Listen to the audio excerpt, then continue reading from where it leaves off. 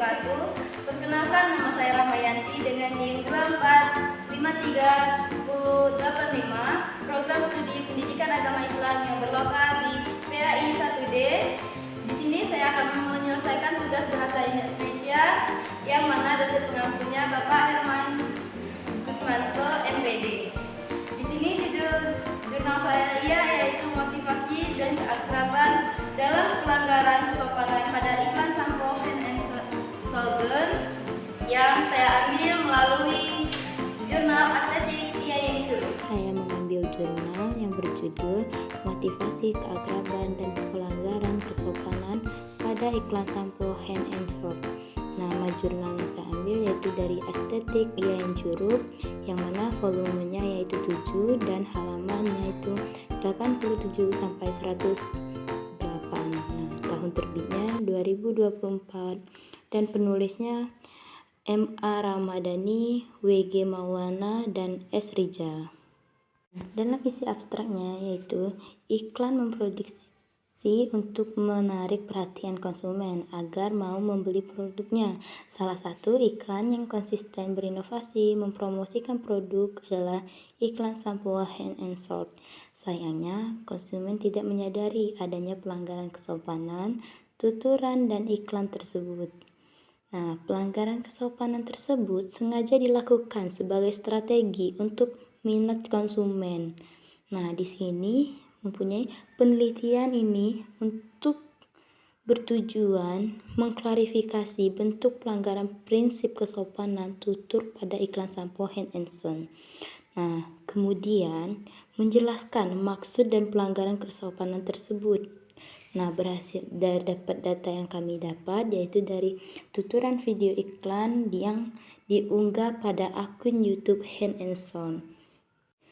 Jadi, metode pengumpulan data adalah metode simak dan catat. Jadi data kemudian dianalisis menggunakan pendekatan strategi kesopanan pragmatik. Hasil penelitian menunjukkan ada 5 macam pelanggaran maksimal kesopanan, dengan pelanggaran terbanyak dilakukan oleh Fadil Zaidi pada maksimum atau kemurahan. Fadil Zaidi ini adalah produsen untuk pengiklanan tersebut. Maksud pelanggaran tersebut adalah untuk mencapai hubungan kedekatan dan keakraban antara aktor iklan dan konsumen yang dibuktikan dari suasana humor alami sehingga dapat mengaruhi konsumen yang nyaman menonton iklan tersebut.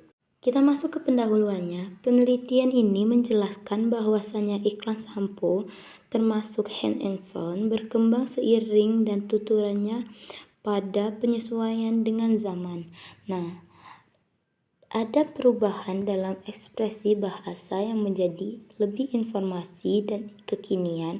Peran iklan dalam menarik perhatian konsumen.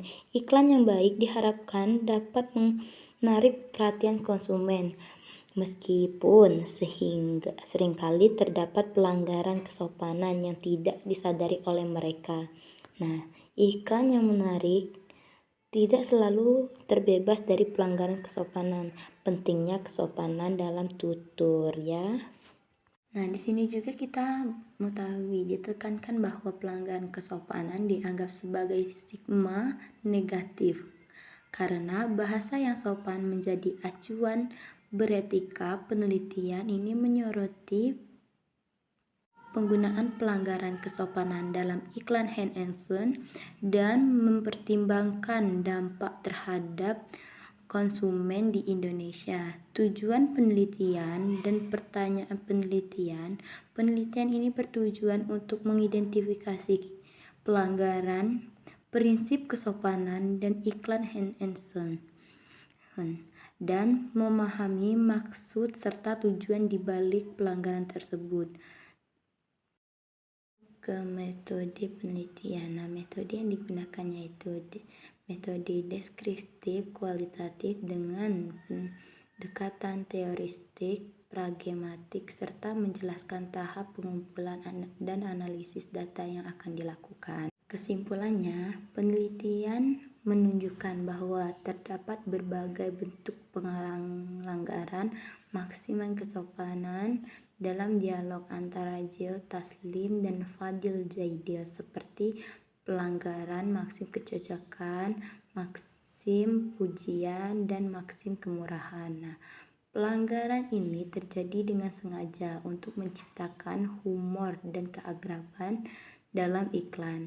Maksud dan tujuan pelanggaran kesopanan yang dilakukan tidak hanya berfungsi untuk menarik perhatian, tetapi juga dimaksudkan untuk memperkuat pesan bahwa penggunaan sampo hand and shoulder dapat menjadikan seseorang berbeda dan percaya diri. Melalui dialog yang humoris dan nonformal, iklan berhasil membangun hubungan positif dengan konsumen. Nah, di sini juga ada peran humor yang mana berfungsi sebagai elemen kunci dalam iklan, membuat pesan lebih menarik dan mudah diingat, sekaligus mengurangi kesan formal dan menambah kesan akrab di antara penonton. Dampak terhadap persepsi konsumen, hasil analisis menunjukkan bahwa iklan ini memberikan pengaruh positif terhadap motivasi konsumen untuk menggunakan produk lebih kepada karakter humoris yang ditampilkan daripada khasiat produk itu sendiri. Kesimpulan akhir, penelitian ini menegaskan bahwa pelanggaran kesopanan dalam konteks iklan itu tidak selalu negatif. Sebaliknya, dapat digunakan secara strategis untuk meningkatkan daya tarik iklan, menciptakan kedekatan dengan audiens, serta memperkuat citra produk di benak konsumen. Secara keseluruhan, analisis ini memberikan wawasan tentang bagaimana prinsip kesopanan dapat dilanggar secara kreatif dalam media promosi untuk mencapai tujuan komunikasi yang efektif.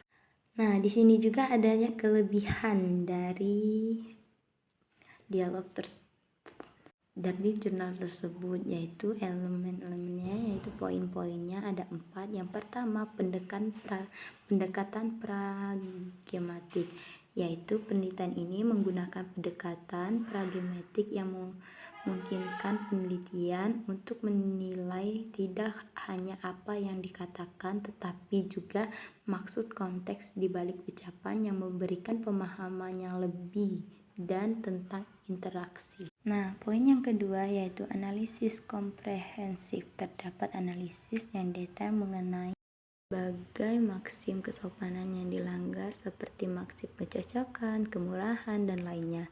Penjelasan menyajikan data dalam bentuk tabel dan deskriptif mudah untuk pemahaman. Jadi, itu untuk memudahkan pemahaman. Yang ketiga yaitu humor sebagai strategi komunikasi. Penelitian menunjukkan bagaimana pelanggaran kesopanan dapat digunakan secara efektif sebagai strategi untuk menarik perhatian dan membangun hubungan akrab dengan konsumen dan menjelaskan fenomena ini dalam konteks bersamaan. Poin yang keempat yaitu relevansi dengan budaya.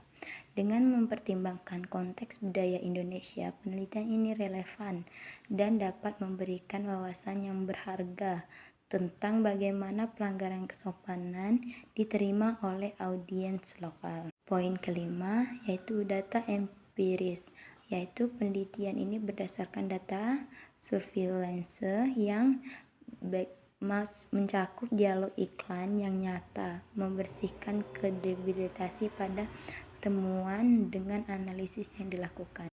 Jadi itulah tadi 5 poin penting dari kelebihannya. Nah, sekarang kita membahas kekurangannya. Yang pertama yaitu keterbatasan sumber data. Penelitian tempatnya berfokusan hanya pada iklan tertentu dan mungkin tidak mempertimbangkan variasi lain dalam iklan sampo atau jenis produk lain yang biasa memberikan pandangan lebih luas tentang pelanggaran kesopanan dalam kampanye iklan. Nah, yang kedua yaitu potensi interaksi subjektif, analisis tentang makna dan tujuan di balik pelanggaran kesopanan bersifat subjektif dan mungkin berbeda interpretasinya dari pembaca yang lain, tergantung pada perspektif individu. Dan masuk yang ketiga yaitu minimnya analisis dampak. Meskipun penelitian tersebut bahwa pelanggaran kesopanan dapat membawa dampak positif dan negatif, dalam konteks ini kurang dijelaskan bagaimana pelanggaran tersebut secara konkret mengaruhi persepsi dan keputusan pembelian konsumen. Nah, yang keempat yaitu fokus terhadap humor, yang mana penelitian lebih menekankan pada penggunaan humor dan keakraban yang mungkin mengabaikan potensi resiko untuk konsekuensi negatif dari pelanggaran kesopanan. Dalam konteks pemasarannya, konteks yang terbatas walaupun relevan untuk pasar Indonesia, tidak ada pembahasan mendalam mengenai bagaimana pelanggaran kesopanan dibandingkan dengan iklan di negara lain yang mungkin memiliki hormon dan etika komunikasi yang berbeda. Baiklah, itulah penjelasan dari saya. Sekian, saya pamit undur diri. Wassalamualaikum warahmatullahi wabarakatuh.